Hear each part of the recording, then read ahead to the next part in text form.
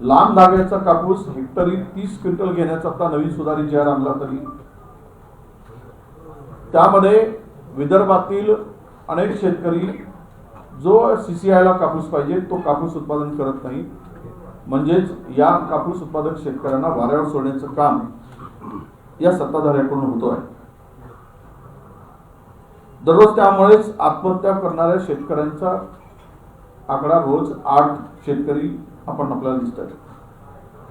खरं तर देशभरामध्ये 1,12,000 शेतकऱ्यांनी आत्महत्या केल्या 2014 पासून, पण त्यातील 38.5% शेतकरी हे महाराष्ट्रातील आहेत।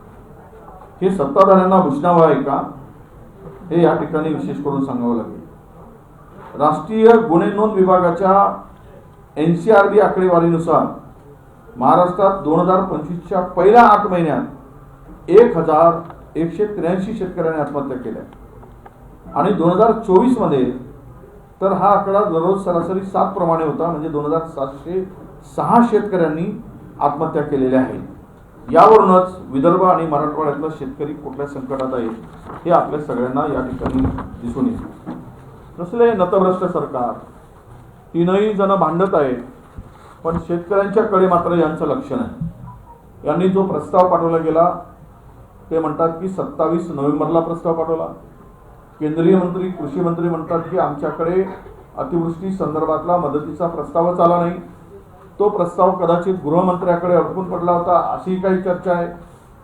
आणि अद्यापही राज्याला कुठलीही शेतकऱ्यांच्यासाठी मदत मिळाली नाही। अशा शेतकरी विरोधी सरकारच्या चहा पाण्याला जाण्याचं औचित्य आम्हाला वाटत नाही। मी या पलीकडे पुन्हा सांगेल आपल्याला की राज्यामध्ये शेतकऱ्यांचा अवमान करण्याची चढाओढच चालली आहे। अजित पवार आमचे उपमुख्यमंत्री म्हणतात की हे शेतकरी फुकटे आहेत, यांना कितीही कर्ज दिला तरी व्याजाचे पैसे 0% व्याजदराने दिल्यानंतरही हे फुकटे कर्ज नाही फेडत नाहीत आणि सारखं फुकट कर्ज कसं मिळेल यासाठी ताव फोडत असतात।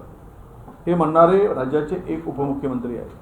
शेतकऱ्यांना फुकट म्हणून हिणवणाऱ्यांना आणि राधाकृष्ण विखे पाटलांनी तर कहरच केला।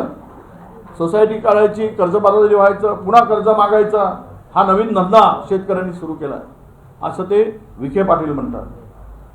म्हणजे या राज्यातील या नेत्यांनी, भारतीय जनता पक्षाच्या आणि सत्तेतील नेत्यांनी पदोपदी शेतकऱ्यांच्या भरोशावर मोठे होऊन शेतकऱ्यांचा अवमान करायचं ठरवलं असेल तर अशा शेतकऱ्यांचा अवमान करणाऱ्या सरकारच्या संदर्भात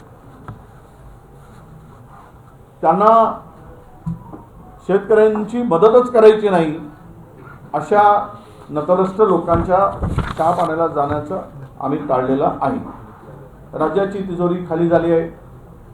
9,32,000 कोटी रुपयाचं कर्ज राज्यावर आलेलं आहे आणि यामध्ये विशेष करून राज्याच्या उत्पन्नाचा मोठा हिस्सा जवळपास 22% कर्ज आणि व्याज फेडण्यामध्ये जातो आहे आणि यामध्ये राज्याची आर्थिक स्थिती पूर्णतः बिघडलेली आहे आणि राजकोषीय तूट सुद्धा प्रचंड वाढली आहे। निधी वाटपामध्ये सुद्धा प्रचंड भेदभाव। विकासासाठी निधी फक्त मुंबई, पुणे, ठाणे इन्फ्रास्ट्रक्चरवर आणि 25% कमिशनसाठीच हा निधी वापरला जातो आहे। निकृष्ट दर्जाची कामं केली गेली आहेत।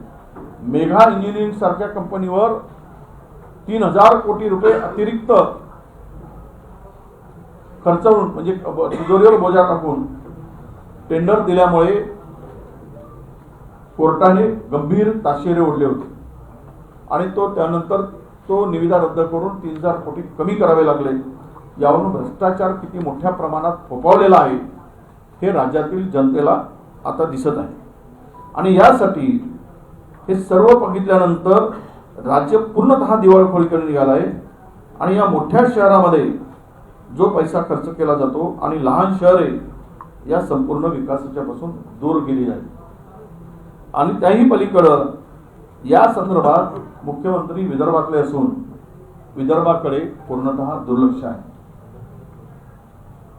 विदर्भाकडे दुर्लक्ष करून तिजोरी कशी खाली होत आहे तिजोरी खाली होत असताना कर्जाचा डोंगर किती मोठा होत आहे हे सुद्धा बघण्याची आवश्यकता आहे.